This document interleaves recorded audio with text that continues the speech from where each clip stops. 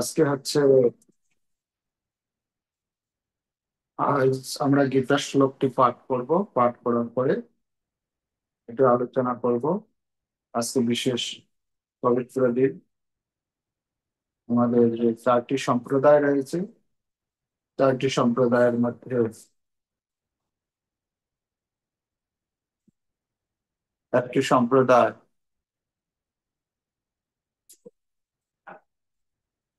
আহ আচার্য সম্প্রদায়ের আচার্য, শ্রী সম্প্রদায়ের আচার্য হচ্ছেন রামানুজ আচার্য। ওনার আহ সম্বন্ধে কিছু আলোচনা করব। তো 29 নম্বর শ্লোক। বুদ্ধের ভেদম ধৃতেশ্চৈব গুণতः স্ত্রীবিদং শৃণু পৃচ্যমানো শেষেণ পৃথক তেন ধনঞ্জয়।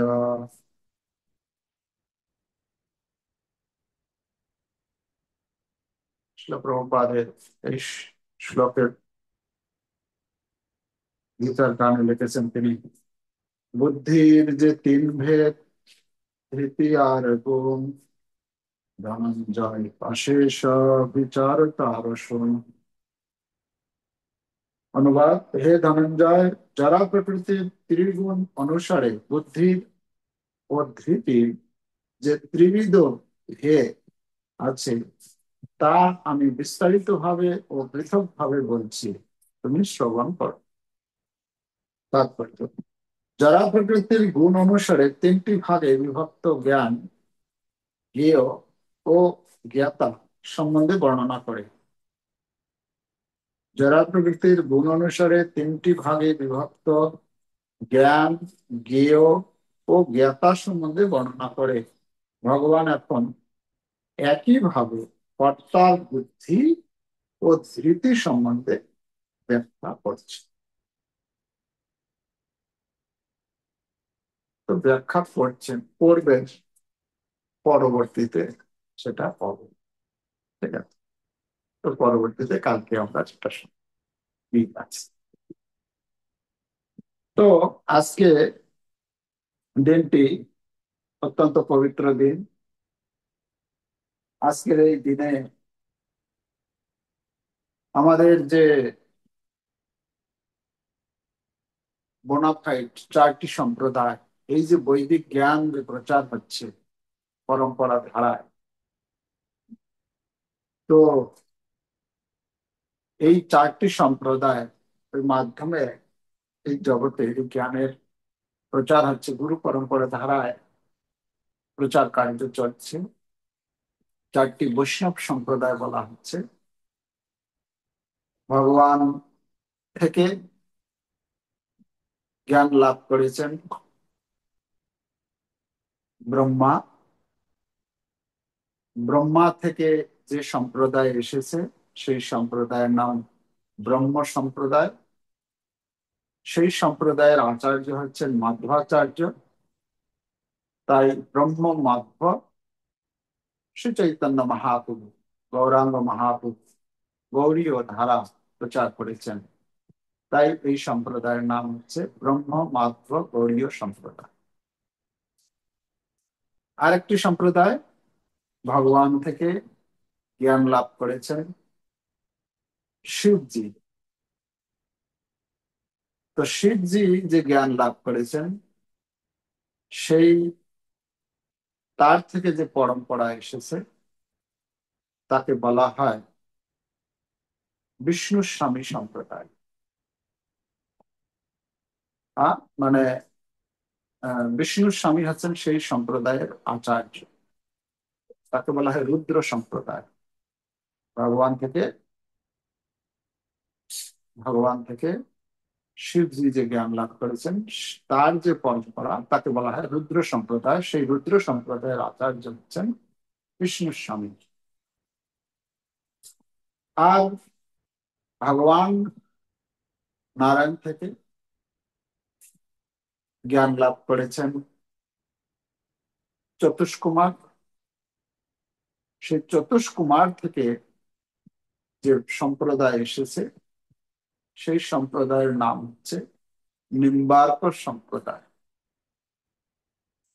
বা চতুষ আহ কুমার সম্প্রদায় বলা হয় থাকে। এই কুমার সম্প্রদায়ের আচার্য হচ্ছেন নিম্বার্ক আচার্য। এবং আরেকটি সম্প্রদায় যে ভগবান থেকে জ্ঞান লাভ করেছেন লক্ষ্মী দেবী, শ্রী দেবী। তো লক্ষ্মী দেবী যে জ্ঞান লাভ করেছেন তার পরম্পরায় যে এই প্রচার কার্য চলেছে, তো তাকে বলা হয় শ্রী সম্প্রদায়। আর এই শ্রী সম্প্রদায়ের আচার্য হচ্ছেন শ্রীপাদ রামানুজ আচার্য। তো এই চারটি সম্প্রদায় শ্রী, রুদ্র, কুমার আর ব্রহ্ম, এই চারটি সম্প্রদায় কে বলা হচ্ছে আহ বোনাফাইড, মানে এই চারটি সম্প্রদায়ের আহ চারটি সম্প্রদায় যে প্রচার হচ্ছে সরাসরি ভগবান থেকে এসেছে। এবং এই চারটি সম্প্রদায়ের যে চারজন আচার্য তারা পরবর্তীতে এই এই সম্প্রদায়ের যে জ্ঞান গুরু পরম্পরা ধারায় বিস্তার করেছে। তো আজকে যে দিনটি, আজকের দিন হচ্ছে শ্রী সম্প্রদায়ের আচার্য শ্রীপাদ রামানুজ আচার্যের আবির্ভাব তিথি। রামানুজ আচার্য তিনি 1017, মানে 1017 খ্রিস্টাব্দে আবির্ভূত হয়েছিলেন দক্ষিণ ভারতে। তো তিনি যে আহ প্রচার কার্য করেছেন, তিনি এই জগতে 1017 থেকে 1137 সাল পর্যন্ত, কতদিন হলো, মানে 37 আর 17, 17 থেকে 37, 1137।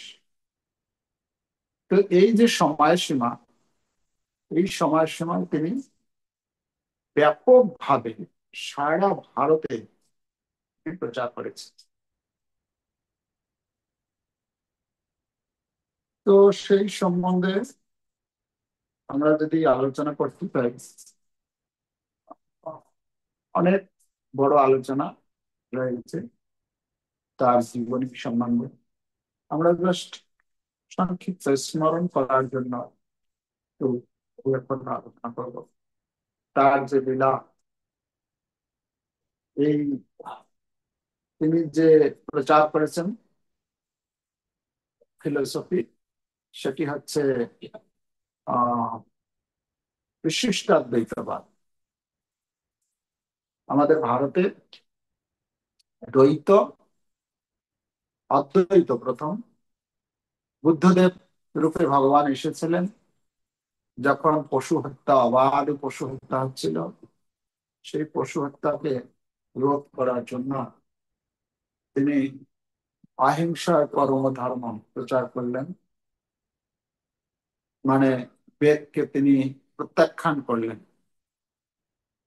আর তার পরবর্তীতে বেদ যখন, সেই বুদ্ধদেবের প্রচার যখন হলো চতুর্দিকে, তখন বেদকে পুনঃ প্রতিষ্ঠা করার জন্য ভগবান শঙ্করকে পাঠালেন, শঙ্করাচার্য রূপে শিবজিকে পাঠালেন। তিনি এসে বেদকে স্থাপন করলেন, কিন্তু সরাসরি শুদ্ধ ভক্তি অনুশীলন করতে পারবে না। তাই তিনি আহ, অদ্বৈতবাদ প্রচার করলেন, যে ভগবান আর জীব হচ্ছে এক, নির্বিশেষ, নিরাকার। হ্যাঁ? তিনি মায়াবাদ ফিলোসফি প্রচার করলেন। পরবর্তীতে পরবর্তীতে মাধবাচার্য আসেন, মাধ্বাচার্য এসে তিনি দ্বৈতবাদের প্রচার করলেন। দ্বৈত মানে না, ভগবান আর জীব এক নয়, ভগবান আর জীব হচ্ছেন দুইজন আলাদা ব্যক্তি। দ্বৈত। তো এই রামানুজাচার্য যে প্রচার করেছেন এটি হচ্ছে বিশিষ্টাদ্বৈত। তো আমরা ফিলোসফি বেশি আলোচনা করব না। এই রামানুজাচার্য, তিনি, তাকে বলা হচ্ছে রাম অনুজ, রামানুজ। যদি আমরা কথাটাকে একটু সন্ধি বিচ্ছেদ করি তাহলে আমরা দেখব রাম অনুজ, রামানুজ। রাম অনুজ মানে রামচন্দ্র ভগবানের অনুজ, মানে হচ্ছে লক্ষণ। সেই লক্ষণই রামানুজ আচার্য রূপে আবির্ভূত হয়ে এই ভগবত বাণী প্রচার করেছে। তো তার যে বাল্যকালীন লীলা, যে বলা হচ্ছে,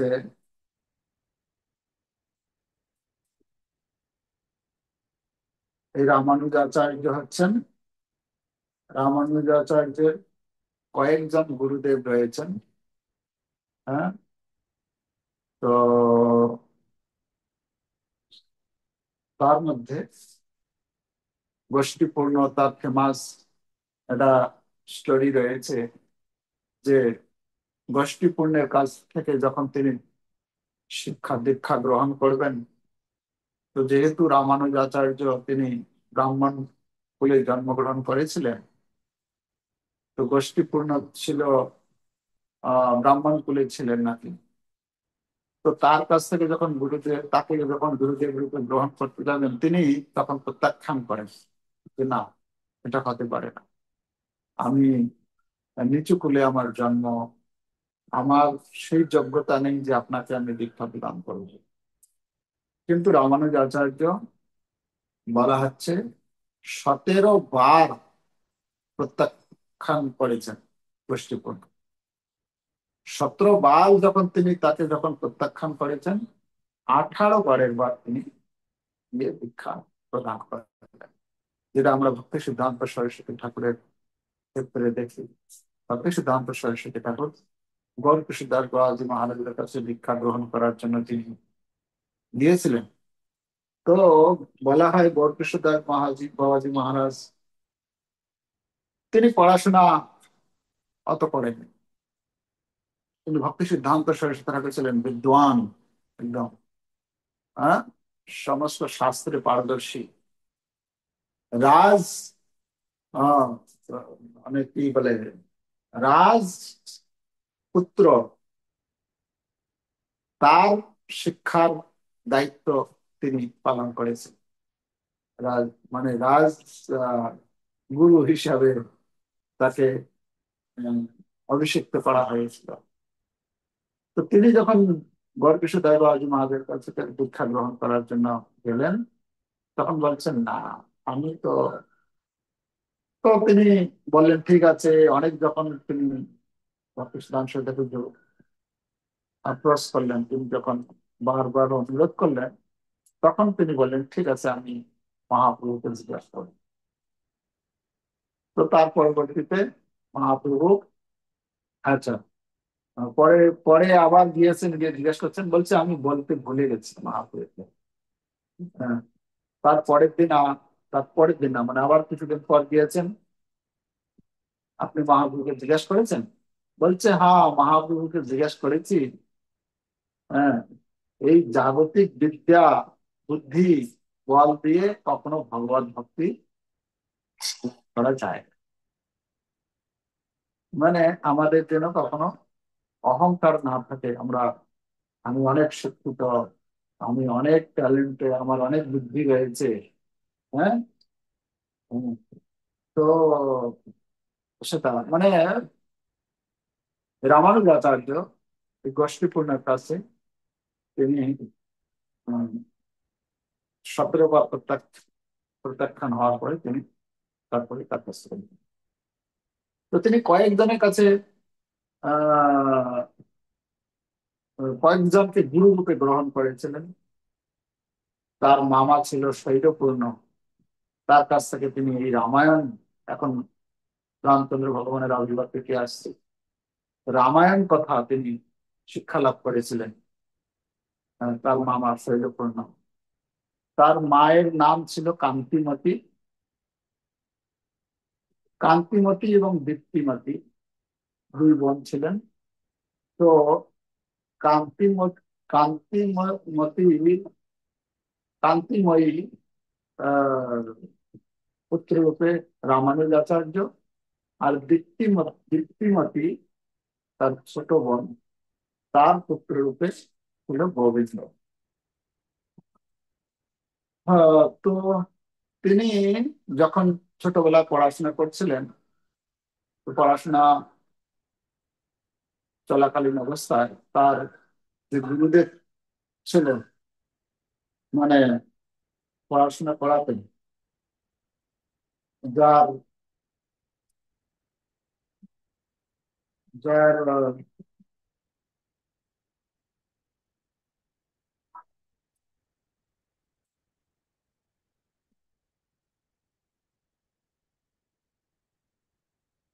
যে গুরুদেবের মানে কি বলে পড়াশোনার যে টিচার ছিলেন, তার নাম ছিল ভাষ্যাচার্য।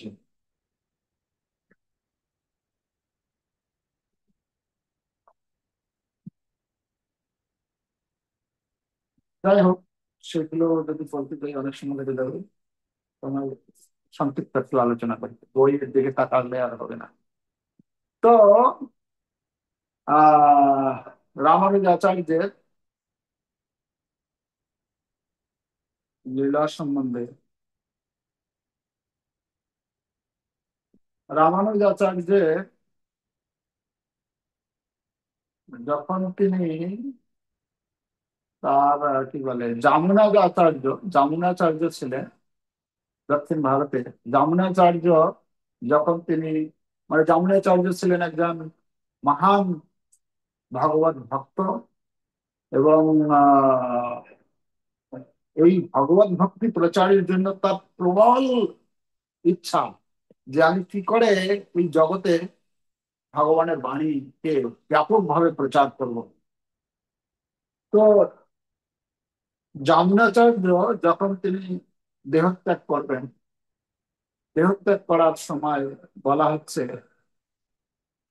তিনি 3টি আঙ্গুল, মানে যখন তিনি দেহত্যাগ করেছেন, তো 3টি আঙ্গুল সোজা হয়েছিল।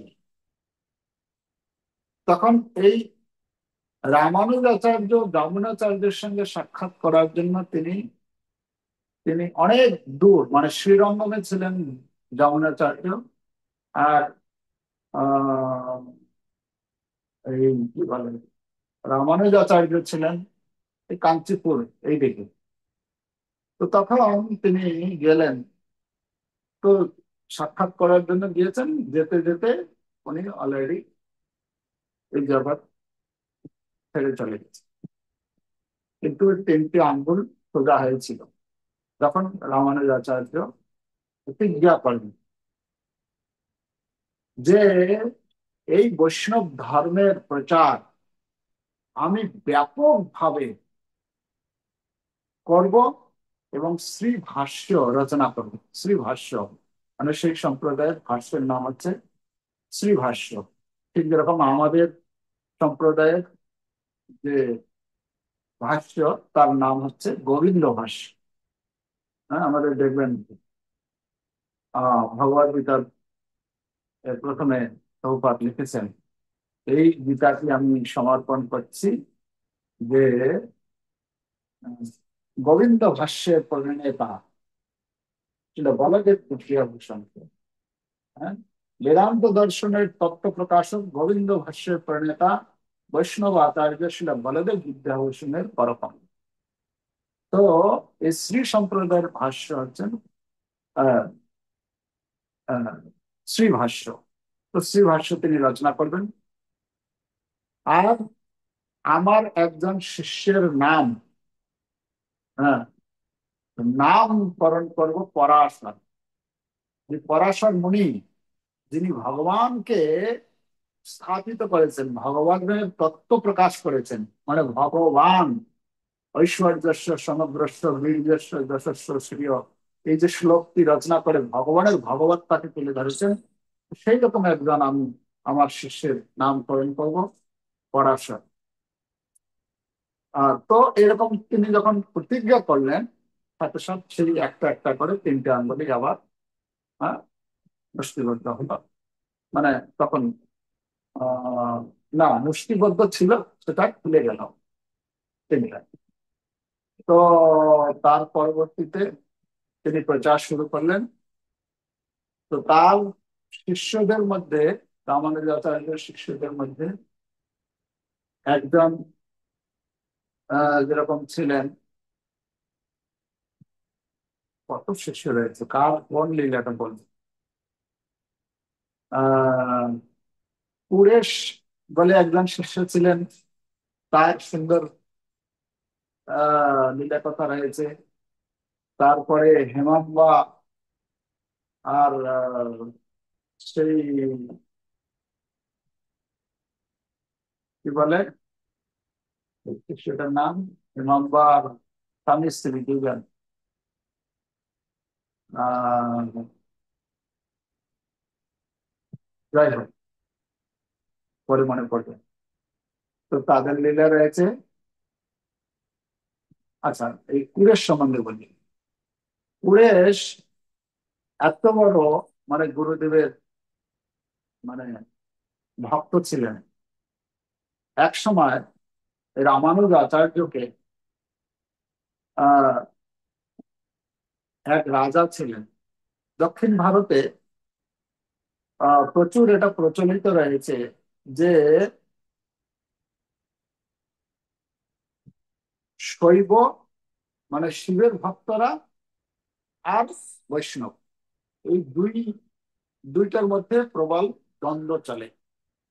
যারা শৈব শিবের ভক্ত তারা বলে আমরা বড়, আমাদের দর্শন হচ্ছে বড়। আর যারা বৈষ্ণব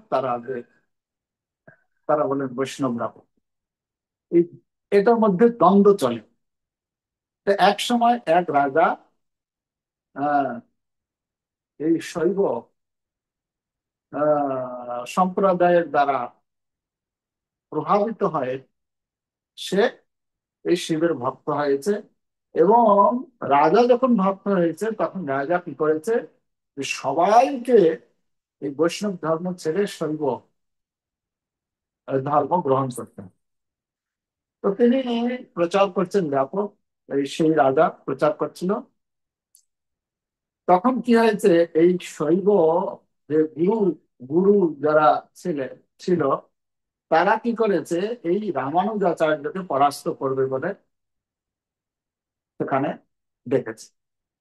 প্রকৃতপক্ষে মানে রামানুজাচার্যকে মেরে ফেলার একটা পরিকল্পনা ছিল। তো যখন ডেকেছে সেই রাজসভায়, ডেট দেওয়া হয়েছে, সে তারা থাকবে, মানে সে পরাস্ত করতে পারুক আর না পারুক, তাদের উদ্দেশ্য ছিল তাকে মেরে ফেলা। তো তখন এই কুরেশ কুরেশ বুঝতে পেরেছিল ঘটনা, এই চক্রান্ত রাজার চক্রান্ত বুঝতে পেরে কুরেশ কি করলো, গুরুদেবের কাছে, রামানুজাচার্যের কাছে অনেক অনুনয় বিনয় করলেন যে গুরুদেব, আপনি ওখানে যাবেন না, আপনি এক কাজ করুন, আহ আমি আপনার হয়ে আমি সেখানে যাব, ঠিক আছে, আমি গিয়ে তাদের সঙ্গে এই তর্ক যুদ্ধ করব। তো শর্ত ছিল কি, যদি মানে না হারাতে পারে তাহলে তার চোখ তুলে নেওয়া, মানে তাকে মেরে ফেলার পরিকল্পনা ছিল, কিন্তু পরবর্তীতে কি করেছে, যে চোখ তুলে নেবে। তো রামানুজাচার্য শিষ্য সেই কুরেশ কি করেছে, গুরুদেবের পোশাক, সন্ন্যাসী বেশ ধারণ করে, কুরেশ ছিল গৃহস্থ, কিন্তু সেই গুরুদেবের বেশ ধারণ করে গিয়েছে সেই রাজার রাজপ্রাসাদে। সবাই বসে আছে চতুর্দিকে। যখন বাদ বিবাদ শুরু হয়েছে, তো প্রথম থেকেই তাদের পরিকল্পনা ছিল সে জিততে পারুক আর না পারুক, মানে জবরদস্তি করে তাকে ঘোষণা করা হবে। বাস সেই রকমই হয়েছে যে না, হেরে গেছে। তো তখন কি করা হবে তাকে? না, আহ, তার চোখ দুটা তুলে নেওয়া হয়েছে। যখন চোখ তুলে নেওয়া হয়েছে মানে অন্ধ করে দেওয়া হয়েছে। তো যখন চোখ যখন অন্ধ করে দেওয়া হয়েছে, ওই অবস্থায় তখন পুলিশ সেখান থেকে বের করে দেওয়া হয়েছে রাজপ্রাসাদ। পুলিশ তখন ঘুরে ঘুরে ঘুরে ঘুরে ঘুরে ঘুরে ঘুরতে ঘুরতে গিয়ে পৌঁছেছেন কাঞ্চিপুরে। তো সেখানে এই পুলিশ কি করতো, ভগবানের কাছে গিয়ে, হ্যাঁ, সেখানে ভগবান ছিলেন বরদরাজ। বরদরাজ মানে হচ্ছেন নারায়ণ, নারায়ণের, ভগবান নারায়ণের বিগ্রহ। এবং সেই নারায়ণের বিগ্রহে কাছে গিয়ে এই কুরেশ প্রতিদিন ভগবানের স্তুতি গান করতেন। আর ভগবান এত খুশি হতেন সেই কুরেশের আহ স্তুতিতে,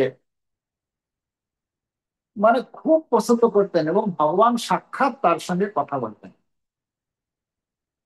তো এরকম করতে করতে কিছুদিন যাচ্ছে, এদিকে খবর পেয়েছেন রামানুজাচার্য যে কুরেশ এরকম অন্ধ হয়ে গেছে। তো রামানুজাচার্য প্রচার করছিলেন, তিনি ভারতের বিভিন্ন জায়গায় প্রচার করছেন। করতে করতে তিনি সেখানে গিয়েছেন। তো গিয়ে বলেছেন যে ভগবান যখন কথা বলবেন, কিছু দিতে চাইবেন, তুমি ভগবানকে বলবে যে আমার চোখ দুটো নষ্ট হয়ে গেছে, এই চোখ আপনি প্রদান করুন। তখন কুরেশ কিন্তু সেটা করেননি। কেন? আমি আমার জন্য কেন চাইবো? না, আমি আমার জন্য কিছু চাই।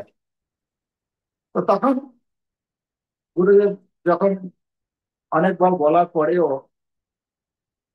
কুরেশ যখন এরকম চায়নি, তখন আহ, জিজ্ঞাসা করেছেন, মানে কি বলেন, এই রামানুজ আচার্য বলছেন তার শিষ্যকে যে ঠিক আছে, তুমি আজকে ভগবানকে, মানে প্রতিদিনের কথাবার্তা হতো ভগবানের আগে যখন স্তব মানে গান করতেন, ভগবানের তার গান শুনে এত অভিভূত হতেন ভগবান, সাক্ষাৎ সেখানে তার সঙ্গে আলোচনা করতেন, কথা বলতেন।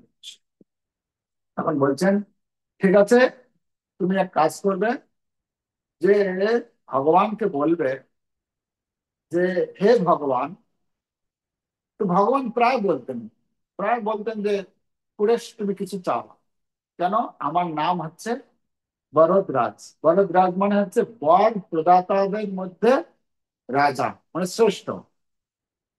তো কুরেশকে যখন বারবার বলে, কুরেশ বলে না, আমার কিছু লাগবে না, আমার সবকিছু ঠিকঠাক। ভগবান বলেন যে আরে আমার নাম হচ্ছে বরদরাজ, আরে কমসে কম বর, কিছু তো একটা বর নাও, তবে তো আমার নামটা সার্থক হবে। নাহলে আমার নামটার অর্থ কি থাকলো? বরদরাজ, আমি বর প্রদান করার মধ্যে শ্রেষ্ঠ রাজা আমি, কিন্তু বরে যদি আমি না দিলাম তাহলে তার আর নামের গুরুত্ব কি থাকলো? তুমি কিছু চাও। তখন রামানুজাচার্য তাকে বলেছিলেন যে তুমি এটা বলবে যে হে ভগবান, আপনি, হে প্রভু, আপনি যদি কিছু দিতে চান তাহলে একটা জিনিস দিন, আমার গুরুদেবের একটা সম্পদ নষ্ট হয়ে গেছে, সেই সম্পদটা যেন তিনি পুনরায় ফিরে পান। তো পুরেশ চিন্তা করেনি যে গুরুদেব গুরুদেব বলছেন যে সম্পদ একটা নষ্ট হয়েছে, সেই সম্পদটা যাতে ফিরে পান, তো সেটা বলেছেন। আর যখনই এরকম বলেছেন, সাথে সাথে তার চক্ষু একদম পূর্বের মতো একদম পুরো মানে স্বাভাবিক হয়ে গেছে। তো বলছেন এ কি, আমি তো চাইলাম গুরুদেবের সম্পদ নষ্ট হয়েছে সেই সম্পদ ফিরে পেতে। তো এখানে বুঝাতে চাইলেন রামানুজাচার্য তার শিষ্যকে কত ভালোবাসেন, যে কুরেশ তার শিষ্য হচ্ছে কি কার সম্পদ? রামানুজাচার্য মানে গুরুদেবের সম্পদ। এটা এই এখানে এই শিক্ষা দিচ্ছেন যে শিষ্যের যা কিছু রয়েছে, শিষ্যের শরীর, মন, বুদ্ধি, বিদ্যা, বুদ্ধি, ধন, যা কিছু কার সম্পদ? সেটি হচ্ছে গুরুদেবের সম্পদ। তো এটার অপচয় বা এটা যাতে যথাযথভাবে ব্যবহার, তো যেরকম বলা হচ্ছে না চৈতন্য চরিতামৃতে, দীক্ষাকালে শিষ্য করে আত্মসমর্পণ, সেই কালে কৃষ্ণ তারে করে আত্মসমর্পণ। মানে যখন দীক্ষা গ্রহণ করেন শিষ্য, তখন সে নিজেকে সম্পূর্ণরূপে সমর্পণ পরিধান করবে। হ্যাঁ, আর যখন যে যে শিষ্য যতটা নিজেকে সমর্পণ করেন, কৃষ্ণ ততটাই তাকে নিজের আত্মসম করে নেন। এখন এটা নির্ভর করে আমাদের উপর, আমি কতটা শরণাগত হয়েছি। আমি কি আমার আহ, সম্পূর্ণরূপে আমি গুরুদেবের চরণে নিজেকে সমর্পণ করে দিয়েছি, নাকি মাত্রা যদি পার্সেন্টেজ যদি আমরা দেখি 100%-এর মধ্যে আমি 5% করেছি, 10%, 20%, 50%, যে যতটা আমি করব ততটা কৃষ্ণ আমাকে গ্রহণ করবে, স্বীকার করবে।